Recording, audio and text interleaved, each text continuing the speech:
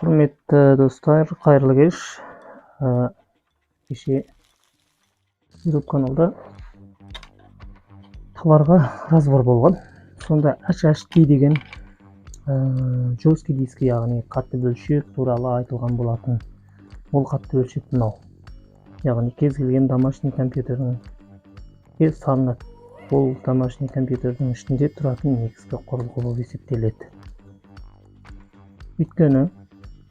Өйткені осы құрылғыға программаны жазу арқылы домашний компьютер, яғни үй компьютері жұмыс жасайды. Яғни сіздің осындай құрылғыңыздың ішінде біраз жыл жұмыс жасаған жаңағы қажетті материалдарыңыз көбінде осы құрылғының ішіне сақталып қалады. Уақыт өте келе бұда ескіреді, не болмаса программалардың ауысуына байланысты бұл сізге жетпей қалуы мүмкін жесткий дискі. Орнына үлкен салмақшы боласыз, сол кезде бұны тастамай ары қарай бұны пайдалана беруге мүмкіндік беретін біз затты алдырған болатынбыз. Сол затпен таныстырмақшы болған. Енді осы құрылғыны ары қарай жалғас пайдалана беру үшін сатып алған затымыз кеше мына зат болатын. Яғни мынандай қосқышы үй компьютерінің екеуі бірдей қосылатын жерде ұқсас келеді. Осындай жеріне сұғамыз және блок питания.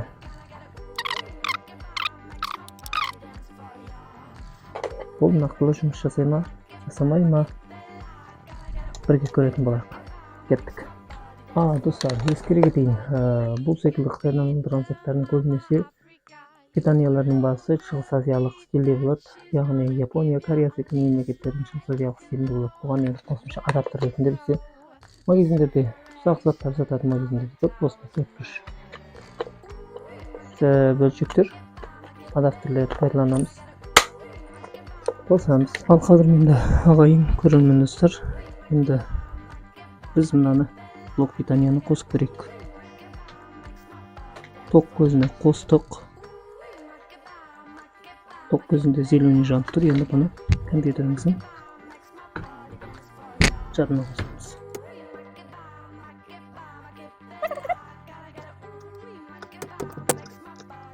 Міне, дыбыс шықты. Жесткий дискі дәлелдеп істей бастады.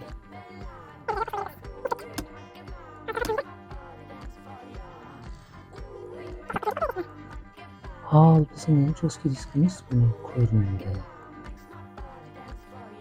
Айқын болу үшін. Оппа! Міне. Менің жесткий дискімнің ішіндегі папкілері толығымен ашылды. Сіздерге айқын көрініп тұр ма екен? Енді бұрынғы ноутбуктың